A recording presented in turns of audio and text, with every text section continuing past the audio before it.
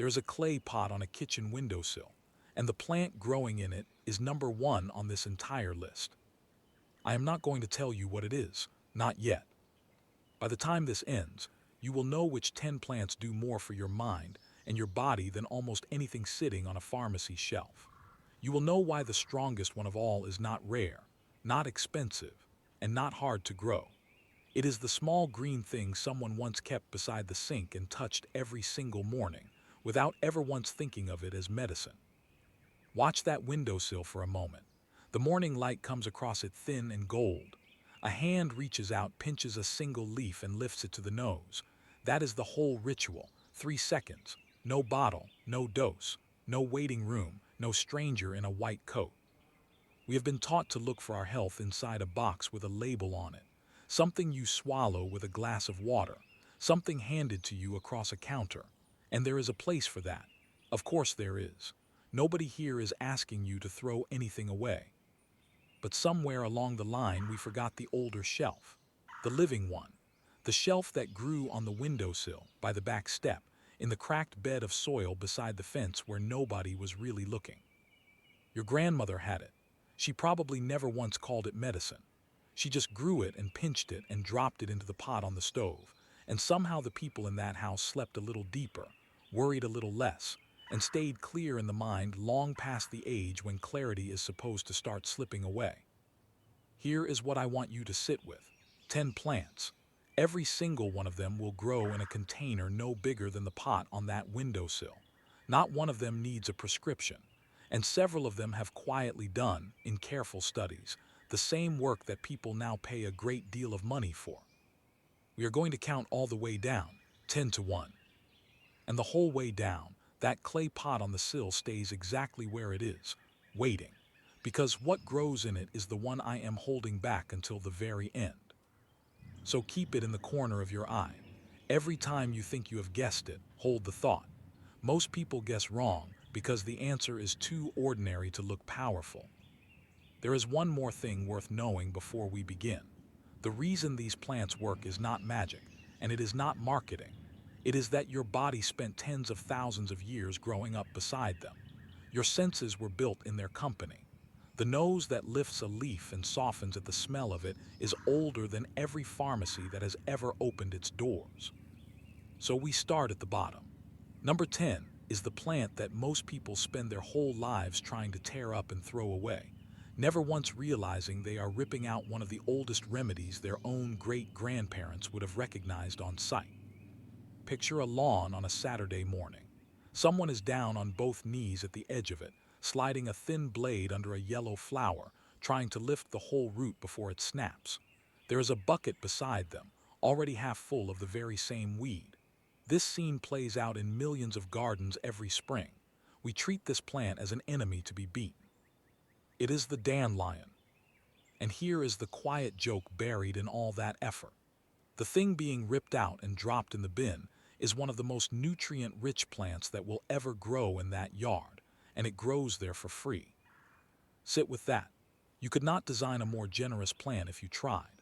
The leaves carry more vitamin A than most of what people load into a shopping trolley, along with vitamin K, vitamin C, and a real amount of iron and calcium. The root has been used for hundreds of years to support the liver, the quiet organ filtering everything you eat, drink, and breathe, every hour of every day, without ever asking for thanks. Traditional kitchens across Europe knew this in their bones. The first tender leaves of spring went straight into a bowl, dressed with a little oil, eaten precisely because the body felt heavy and slow after a long winter of stored food. They did not have the word antioxidant. They just knew that the bitter green woke something up. And bitter is the point. We have spent a century breeding bitterness out of our food, chasing sweet and soft, and in doing so we quietly threw away one of the flavors the body actually uses. Bitter greens gently nudge digestion into motion. They prompt the liver and the gut to do their work. Your tongue was built to notice that taste for a reason. Here is a number to hold.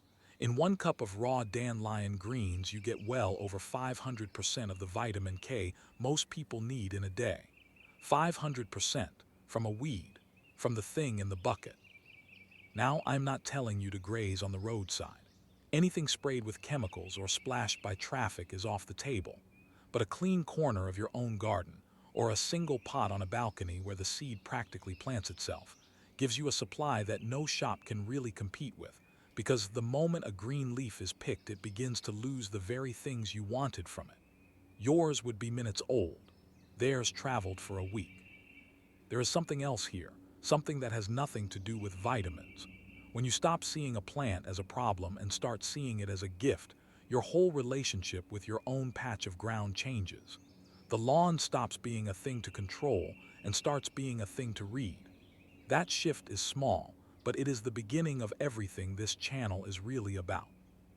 There is one more thing about the dandelion that most people never notice. Watch it through a single day and you will see the flower head follow the sun, then close tight against the cold of evening, then open again at dawn.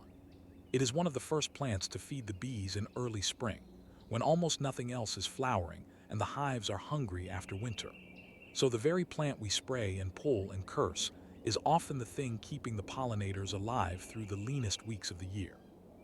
Tear out every dandelion in the neighborhood, and you quietly starve the creatures the whole garden depends on. Leave a few, and you are feeding a chain that reaches all the way back to your own plate. So the humble weed takes the 10th spot, not because it is the weakest, but because it is the one we most badly misjudged. But if number 10 is the plant we throw away by mistake, number 9 is the one we reach for on purpose, on the worst nights, when the whole house is dark and sleep will not come. It is somewhere past midnight. A single lamp is on in the kitchen. On the counter there is a cup, and rising off it, a thin curl of steam that smells faintly of apples and hay. Somebody could not sleep, and instead of reaching for a bottle in the bathroom cabinet, they filled the kettle. The flower in that cup is chamomile. You already know it. That is the strange thing about this whole list. None of these are secrets. Chamomile has been the go-to for a restless night for so long that we almost stopped taking it seriously, the way we stop hearing a clock we have lived with for years. But look closer at what is actually happening in that cup. Chamomile contains a compound called apigenin. Apigenin binds to certain receptors in the brain, the same broad family of receptors that many calming medicines aim for, only far more gently. It does not knock you out. It lowers the volume. It takes the sharp edge off the churn of thought that keeps a tired person staring at the ceiling. Think about how many people right now are lying awake, not because anything is wrong, but because the mind will not stop rehearsing the day. That churn is its own kind of illness, and it wears the body down slowly. Poor sleep touches everything: memory, mood, blood pressure, the way you handle the smallest frustration at breakfast. Here is a question worth asking. When did we decide that a plant which has calmed people for 3,000 years was somehow less serious than a pill invented in a laboratory in the last few decades? Both can have a place, but only one of them grows in a pot by your door, feathery and low, closing its little white petals at dusk, asking almost nothing of you. Chamomile is one of the easiest plants a beginner will ever grow. It does not want rich soil. It does not want fussing. It wants a bit of sun and to be left mostly alone, which, if we are honest, describes the kind of company a lot of us are looking for after a long life of being needed by everyone. And there is a memory folded into this flower for a great many people. A grandmother, a mother, someone older, pressing a warm cup into your hands when you were small and sick, sitting on the edge of the bed until you drifted off. That was not nothing. That was medicine of two kinds at once. The flower calmed the body. The presence calmed the fear. We have machines now that can measure the first one. We have never built anything that can replace the second. Growing chamomile yourself brings a little of that back. You harvest the flowers by running your fingers up under the heads and letting them drop into your palm, warm from the sun, smelling exactly like a summer you half remember. You dry them on a tray by the window, and on the next hard night, the cup you pour was grown by your own hands, in your own soil, for the price of a single packet of seed. Remember that clay pot on the windowsill from the beginning. It is still there, and I will tell you now, it is not chamomile. The one we are counting toward is bolder than this, and you use it in a way you would never expect. Which brings us to number 8, a plant so powerful that its scent alone can change what your heart is doing inside your chest, in under a minute. before you have swallowed a single thing. Here is a scene you might recognize from the inside. A hard afternoon. The kind where the shoulders have climbed up toward the ears without permission and the breath has gone shallow and high. Nothing catastrophic has happened. It is just the weight of the day pressing. Now imagine reaching out, without getting up, and rubbing a single narrow leaf between your thumb and finger, then bringing your hand to your face. The plant is lavender, and what happens next is not in your imagination. Lavender is one of the most studied calming plants in the world, and the studies keep landing in the same place. The scent alone, taken in through the nose, can lower heart rate, can ease the physical signs of anxiety, and in some trials has held its own against standard treatments for restlessness and worry. Not a tea you have to brew, not a capsule you have to wait on, just the smell arriving in seconds. Why so fast? Because smell is wired differently from every other sense you have. Sight and sound take the long road, rooted and processed and considered. Smell takes a shortcut straight into the oldest part of the brain, the part that handles emotion and memory and the alarm that fires when something is wrong. Lavender speaks directly to that ancient switchboard, and it says, in a language older than words, you are safe, you can come down now. Stop and consider what that means for a life. Most of us, past a certain age, are not being chased by anything real, and yet the body keeps sounding the alarm, over a bill, over a message that has not come, over a memory that surfaces at 3 in the morning. That constant low hum of stress is corrosive. It raises blood pressure. It disturbs sleep. It even nibbles at memory over the years. To have a way to turn the volume down, growing right outside your door, is not a small thing at all. And lavender gives more than its scent. Its flowers draw bees all summer, which means every lavender plant is quietly feeding the pollinators the whole food system leans on. Its dried stems keep moths out of a drawer of folded clothes. A few flowers, rubbed into warm water, soothe the skin. This one plant is a pharmacy, a wardrobe guardian, and a bee sanctuary, all at once, sitting there looking like nothing more than a pretty silver bush. Here is the part people miss. Lavender does not want to be pampered. It comes from dry, sun-baked, stony hillsides, and it thrives on being a little neglected. Rich soil and heavy watering will rot it. What it asks for is sunshine, sharp drainage, and to be mostly left in peace. There is a lesson tucked in that if you want one. Some of the most resilient things, the ones that give the most, are the ones that were never coddled. Picture running your hand along the top of a lavender bush on your way in from the car at the end of a long day, on purpose, so the scent lifts up and follows you into the house. That is a ritual you can build in an afternoon and keep for the rest of your life. It costs one plant. There is a reason the calmest people you meet in later life so often have a bush of this by the door. It is not that they were born serene. It is that they built 100 tiny moments of coming down into the shape of an ordinary day, and the plant by the door is one of them. A brush of the hand on the way out, a breath of it on the way back in. None of it looks like self-care. None of it announces itself. But stacked up across years, those small deliberate breaths change the baseline a nervous system settles at, and the baseline is where a life is actually lived. We are dropping deeper now. Number 7 is a plant our ancestors trusted so completely that they burned it in the room of a sick person to clean the very air they were breathing, and modern science is now catching up to why.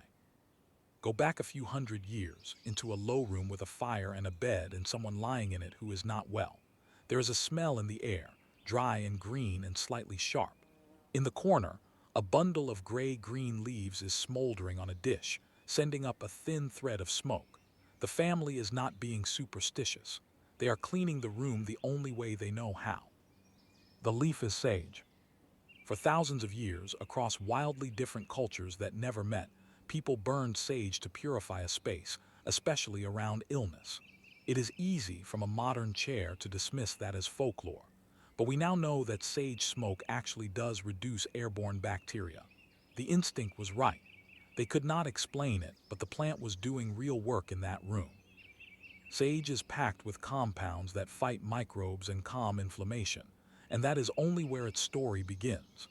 The part that should make anyone past 40 sit up straight is what sage appears to do for the mind. In careful studies, sage has been shown to improve memory and mental sharpness, even after a single dose. There is serious research into sage and the aging brain, into whether it can help protect the very functions we most fear losing as the years pile up. The word sage means wise for a reason that goes back centuries. The old herbalists named it after what they watched it do. Let that reframe the whole afternoon for you. The fear that sits underneath so much of later life is not really the fear of the body wearing out. It is the fear of the mind going first. The fear of losing names, losing threads, losing yourself while your body carries on. And here is a common garden plant, tough as old boots, that the evidence suggests may help hold some of that ground. Now for a warm memory that lives in this leaf. Sage in roast dinners. Sage rubbed into meat, sage in the stuffing, sage in the dish that pulled the whole family to one table on a Sunday. That smell is woven into the best rooms of a lot of childhoods. Every time you cook with it, you are not only seasoning food, you are getting a small dose of one of the most protective herbs in the garden and stirring an old good memory at the same time. Sage in the ground could not be simpler. It is a hardy perennial, which means you plant it once and it returns year after year, getting woodier and more generous each season, asking for a bit of sun and almost nothing else. One small plant will hand you more sage than a household can use for a decade from a single afternoon of planting. There's a thread running through everything so far, and it is worth naming out loud. Bitter greens for the liver, a flower for sleep, a scent for the racing heart, a leaf for the mind. None of these were invented. Everyone was known, used, and then slowly forgot, buried under the promise that the important things now come in boxes. Somebody in your own family line grew and used most of the plants on this list. The knowledge did not vanish because it failed. It vanished because we stopped passing it down. Consider one more thing about sage before we move on. It holds its leaves through the cold when almost everything else has died back, standing gray and green against a bare winter garden, still there to be picked on the shortest, darkest days of the year, exactly when a body most needs something living and green. A plant that gives in the season of taking is a rare and steadying thing to have outside your door, a small proof that not everything shuts down when the light goes thin. That clay pot on the windowsill is still waiting, by the way. We are past the halfway mark now, and it has not moved. Number 6 is a plant that grows so fast and so eagerly that it can take over a corner of the garden in a single season. And it turns out that same restless energy is exactly what it offers your worried mind. There is a corner of a garden where something has quietly gotten out of hand. It started as one modest plant near the path, and now it has spilled outward, soft and green and everywhere, smelling of lemon the moment a shoe brushes against it. Some gardeners groan at how enthusiastically it spreads. They are missing what they have been handed. The plant is lemon balm. Crush a leaf between your fingers and the scent is instant and bright. A clean burst of lemon with something rounder and sweeter underneath. That smell alone tends to lift the corners of the mouth before the mind has decided anything. And that is the clue to what this plant has always been used for. Lemon balm is one of the oldest known remedies for a worried, agitated mind. Going back to the physicians of the ancient world, it was given to lift low spirits and to steady the nerves. Modern research has followed the trail and found something real at the end of it. Lemon balm can genuinely reduce anxiety, can improve mood, and can help with sleep. And in some studies, it has been shown to sharpen calm alertness, the rare and valuable state of being relaxed and clear at the same time. Think about how precious that combination is. Most of the ways we have of calming down also dull us. We reach for something and the edge comes off, but so does the sharpness, and we spend the evening foggy. Here is a plant that seems to settle the nerves while keeping the lights on upstairs. Calm and clear together. That is exactly the state a person is chasing on a hard day, and it grows like a weed for anyone willing to plant it. There is a gentle irony worth pausing on. The very thing gardeners complain about, how vigorously lemon balm returns no matter what you do, is a small daily lesson for the human standing over it. You can cut this plant right back, and within days it is green again, reaching for the light as if nothing happened. Resilience is not a mood. It is a habit of returning. The plant does not decide to bounce back. It simply does, over and over, and something in watching that is good for a person carrying a heavy year. Because it spreads so freely, Lemon balm is best kept in a pot, where its energy is contained and it cannot colonize the whole bed.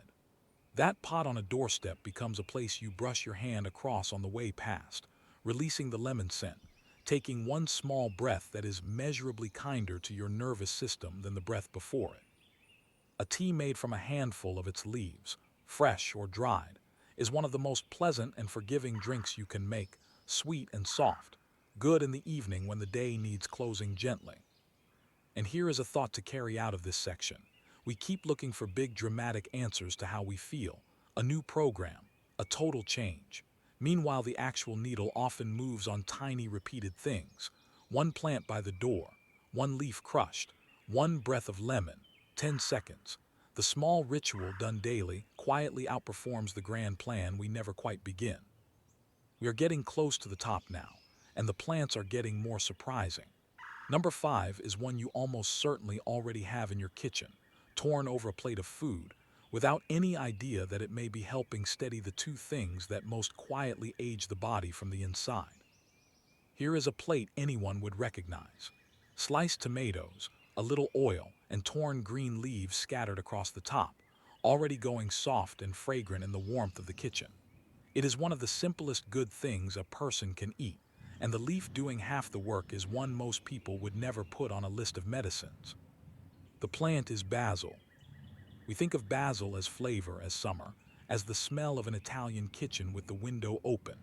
All of that is true, but basil, and especially its close relative holy basil, known in its homeland as tulsi and treated there as sacred, has a long and serious history as a healing plant, and modern research is steadily confirming why it earned that reputation. Basil is what is sometimes called an adaptogen, a plant that helps the body handle stress rather than simply masking it. Studies on holy basil point to real effects on the stress hormone cortisol, that chemical that runs high in so many modern lives and kept high for years, quietly damages sleep, memory, waistline, and heart. There is also promising research on basil and blood sugar, on its ability to help keep that number steadier after a meal. Stop on those two things for a moment because they are the quiet engines of aging. High stress hormones over years, blood sugar that spikes and crashes, meal after meal, decade after decade. Neither one announces itself. Neither sends you to a doctor on any single day. But together they do more slow damage than almost anything else, wearing at the body from the inside long before anything shows on the outside. And here is a plant, sitting on 1,000 kitchen windowsills already, that gently pushes back on both. There is a scent memory in basil too, and it is a happy one. Basil is the smell of abundance, of a table crowded with people and food, of summer meals that ran long into the evening. It is almost impossible to smell fresh basil and feel deprived. Growing it means that smell is always a few steps away, and the plant asks for very little in return, just warmth, sun, and steady water, thriving on a windowsill where it gets picked often. In fact, the more you pinch basil, the bushier and more generous it grows, which makes it one of the few things in life that gives you more precisely because you keep taking from it. Here is a small practice worth trying. When you make a plate of food, add a living green from a plant you grew that same hour, not from a plastic bag that sat in a truck for a week, slowly losing the very compounds you wanted, from a pot 2 steps away. The difference in freshness is the difference in medicine, because these delicate plant compounds fade fast once the leaf is cut. Fresh is not a luxury here. Fresh is the active ingredient. And notice what that habit does beyond the nutrition. It puts your hands on a living thing before you eat. It slows the meal down. It connects the plate to the pot to the soil to your own care. That chain, repeated daily, is part of why the people who grow even a little of their own food so often seem steadier than the rest of us. The food is better, yes, but so is the ritual wrapped around it. And there is a quiet dignity in how holy basil is treated in the place it comes from. In countless homes, it is planted right by the entrance, tended every morning, greeted almost like a member of the family rather than a crop to be harvested. We might smile at that from a distance, but there is deep wisdom folded into it. When you give a plant a place of honor at your threshold, you see it every day. You notice it. You care for it. And a plant you tend daily is a plant whose gifts you actually receive, instead of one bought, forgotten in a drawer, and thrown out gone soft a week later. Reverence, it turns out, is just a very old word for paying attention, and attention is the thing most of us are starving for. We are into the top four now. The clay pot on the windowsill is still waiting, still unnamed, and we are getting warmer. Number four is a tiny leaf that soldiers once carried into battle for courage, and that your own great-grandmother almost certainly reached for the moment winter settled into someone's chest. Imagine a small cloth pouch, worn against the body, carried into a fight long ago. Inside it, a sprig of a tiny leaved herb. Soldiers in the ancient world carried this plant into battle, and knights were given sprigs of it, because it was believed to grant courage and to keep the head clear when everything around a person was chaos. That belief lasted for centuries, across many lands, which is usually a sign that people were noticing something real. The herb is thyme. Thyme is easy to overlook. It is low and small and quiet, its leaves barely bigger than a comma, but it is one of the most potent antimicrobial plants in the entire garden. Its essential oil, thymol, is so effective against germs that you will find versions of it in mouthwashes and cleaning products on the shelf right now. The plant your ancestors trusted with their most vulnerable moments is literally the source of ingredients we still bottle and sell today. Here is where it comes home. For generations, when a cough settled into a chest and would not leave, the answer was thyme. Thyme tea, thyme steam, thyme honey pressed on a person until the chest loosened and cleared. This was not a guess. Thyme genuinely helps ease coughs and clear congestion, and it has real power against the kinds of germs that cause winter illness. Your great-grandmother, with no laboratory and no pharmacy for miles, reached for exactly the right plant. She knew the way a whole line of people before her had known. Think about what that continuity actually means. There was a chain of hands, mother to daughter, neighbor to neighbor, reaching back further than any of us can trace, each one passing forward the knowledge of which plant to pick when a loved one could not stop coughing in the night. That chain kept people alive through winters that would frighten us. And then, in the space of a generation or two, we let go of the rope, not because it stopped working, because a shinier promise came along and told us the old ways were beneath us. You can pick that rope back up. It starts with a single thyme plant, and thyme is one of the most rewarding things a person can grow. It is a tough, low-spreading perennial that actually prefers poor, dry soil, that will tuck itself between paving stones and along a path, that releases its scent when you step on it, and that returns faithfully every year with almost no help from you. It even flowers, and when it does, the bees arrive in numbers. There is courage in this plant beyond the battlefield legend. The courage it really offers now is the quiet kind. The courage to trust that a person can care for their own small ailments, that not every cough is a crisis to be handed to someone else, that the ground outside the door still holds real answers. That is a kind of confidence a lot of us lost somewhere along the way, and getting it back changes how you move through the world. We are nearly at the top. Only three remain, and now the plants begin to reach past the body and into memory itself. Number three is not an herb at all. It is a fruit, warm from the sun, whose smell alone can pull a grown adult 40 years backward in a single breath. Step into a small greenhouse on a hot afternoon, or just brush past a certain vine in a summer garden, and there is a smell that stops people in their tracks, green and sharp and warm, rising off the stems and the leaves more than the fruit itself. For a huge number of people, that one smell throws open a door to childhood faster than any photograph ever could. A grandfather's plot, a greenhouse humming with heat, being small and handed something warm and red and told to eat it right there. The plant is the tomato.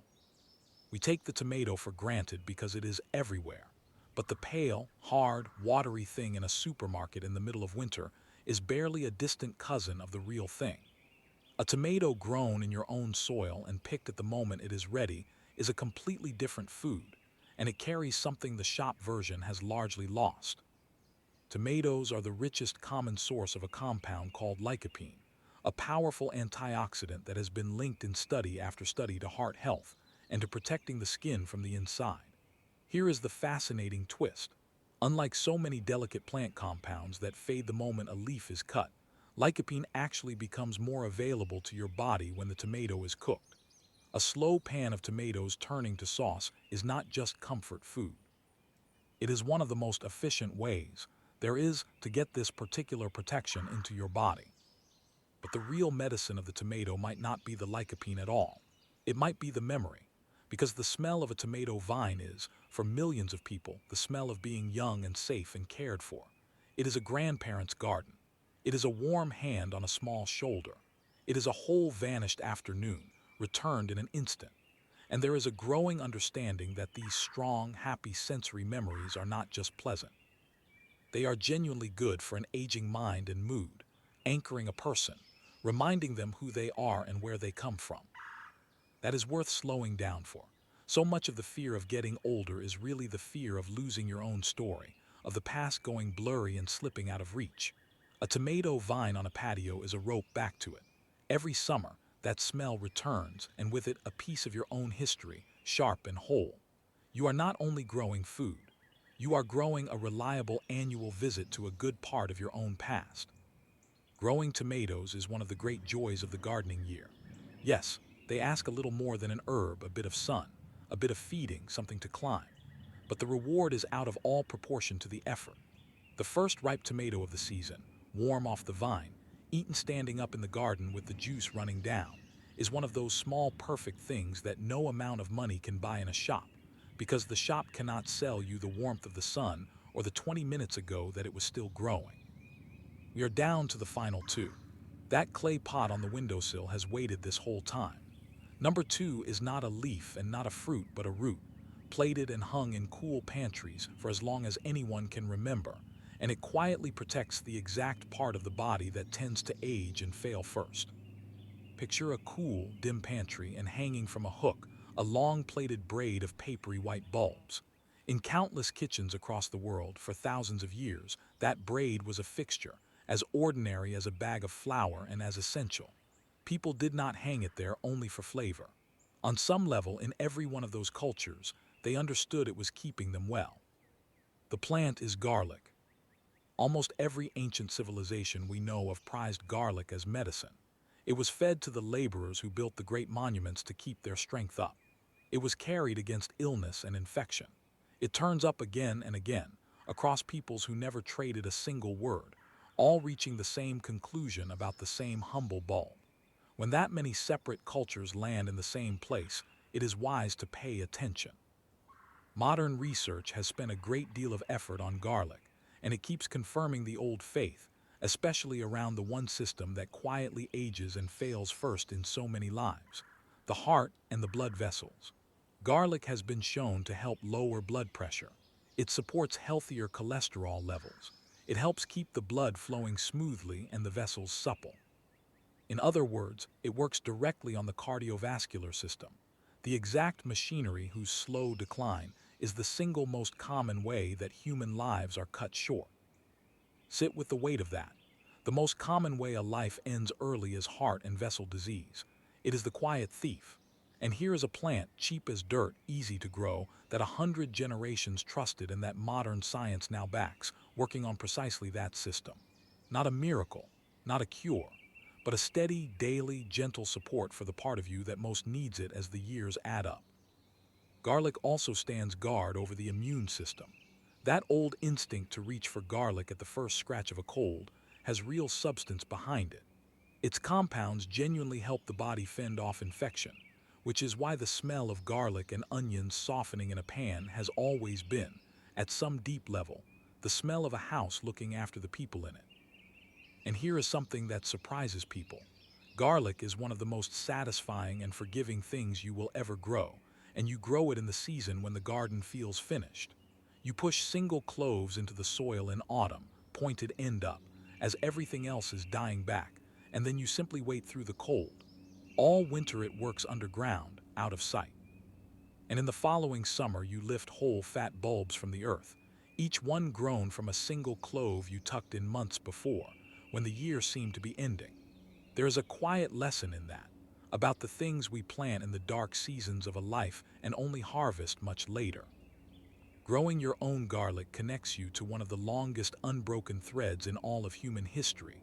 The same simple act, cloves into soil in the fading light of autumn, performed by countless hands across thousands of years, all of them tending the plant that guarded the heart. There is a smell that belongs to this root, and it is one of the most reassuring smells there is. Garlic softening slowly in a warm pan, the moment a kitchen fills with it and the whole house seems to exhale. For a great many people, that smell is home itself, is a parent or a grandparent at the stove, is the feeling of being fed and safe and expected at a table. We do not usually think of a smell as medicine, but the sense of being cared for that rises with that scent, is doing real work on a body too, softening the stress that garlic then goes on to fight from the inside. The plant and the memory pull in the same direction, and that is a kind of doubling you will find again and again in everything that truly heals. And now there is only one left, the clay pot on the windowsill, the plant I promised you at the very beginning, the one growing in the morning light where a hand reaches out each day to pinch a single leaf. It is time to tell you what it is. Come back to that windowsill. The morning light is on it again, thin and gold, the way it was when we started.